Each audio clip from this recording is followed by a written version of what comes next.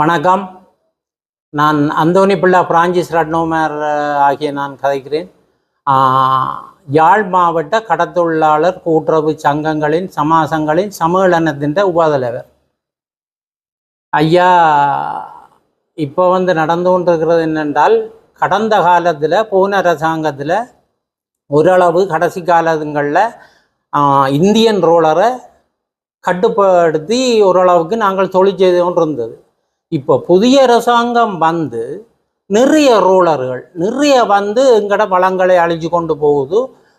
நிறைய இடத்தை எங்கட தொழிலாளிகள் என்ற பலிகளும் இல்லாமல் போயிடுது. இப்போ நாங்கள் என்ன சொல்கிறோம் என்றால், இப்போ கடத்தொழில் இப்போ புதுசாக இருக்கிற சந்திரசேகரன் ஐயாவுக்கு நாங்கள் ஒரு இது சொல்கிறோம். அவருக்கு நாங்கள் புதுசாக சொல்ல வேண்டிய தேவையில்லை.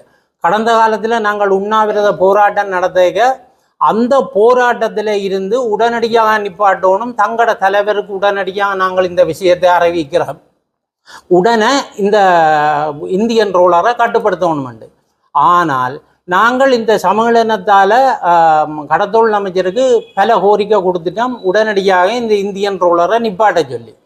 ஆனால் இன்றைக்கு நெடுந்தீவிலிருந்து சுண்டிக்குளம் வரையில இந்தியன் ரோலர் தன்னிலை அடித்து எங்கட வாழ்வாதாரத்தையும் அழித்து எங்கட வலிகளையும் அழித்து கொண்டிருக்கிறோம். நாங்கள் இதை விட்டு இனிமேல் பார்த்து கொண்டிருக்கலாது.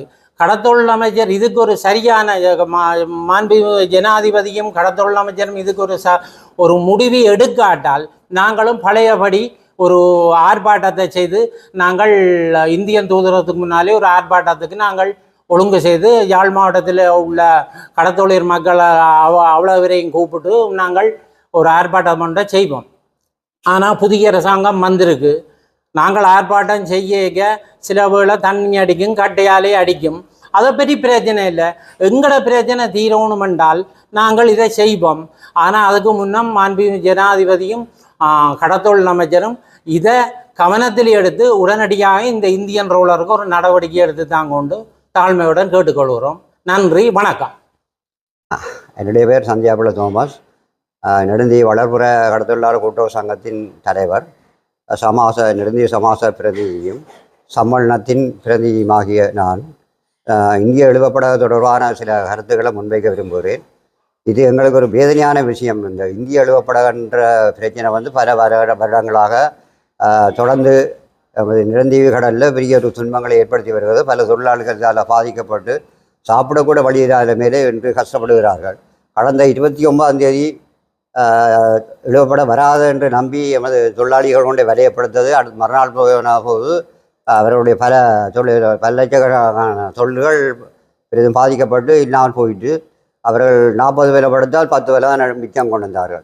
அப்படி ஒரு பாரிய துன்பங்களை நெடுந்தீவு கடலிலே எழுவப்படுகிற பெரிய துன்பங்கள் ஏற்பட்டு கொண்டிருக்கு. எனவே இதே இந்த புதிய அரசாங்கம் ஏற்கனவே எமது முன்னாள் கடத்தொழில் அமைச்சர் டக்ளஸ் அவர்கள் பல முயற்சிகளை இது சம்பந்தமாக மேற்கொண்டவர். இந்தியாவில் எமது பிரதிகளை சங்க பிரதிநிதிகளை கொண்டு போய் இந்திய பிரதிகளோடு கதைக்க விட்டு அதுக்கும் தோல்வி அடைஞ்சிது. கச்சதீவில் எங்களுக்கு முன்னால் இந்திய பிரதிகளை கூப்பிட்டு இலங்கை பிரதிகளோட கதைக்க விட்டு அதுக்கும் தோல்வி அடைஞ்சு கடைசியாக அவற்றை முயற்சி பழைய பஸ்ஸுகளை கொண்டே கடலுக்கு போட்டு அதையாவது ஓரளவுக்கு கட்டுப்படுத்தலாம்னா அதுக்கும் முடியாது போயிட்டு அவரும் பல முயற்சிகள் எடுத்து தோல்வி அடைஞ்சு விட்டது. எனவே வந்திருக்கிற புதிய அரசாங்கமாவது இதற்கு ஒரு உடனடியாக இந்த எழுவப்படுகளை நிப்பாட்டுவதற்கான முயற்சிகளை மேற்கொள்ள வேண்டும்.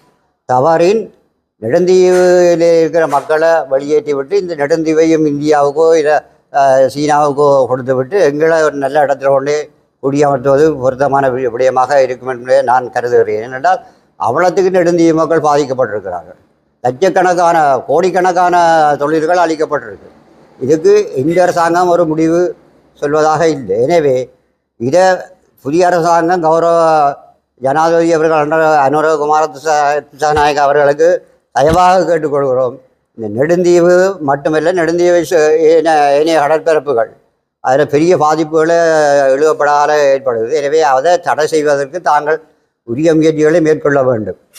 அதற்கு புதிய கடத்தொழில் அமைச்சரும் அதற்கு உடனடி ஒத்துழைப்பு வழங்கி நிப்பாட்டுவதற்குரிய வழிவகைகளை ஏற்படுத்த வேண்டும் என்று கேட்டுக்கொள்கிறேன்.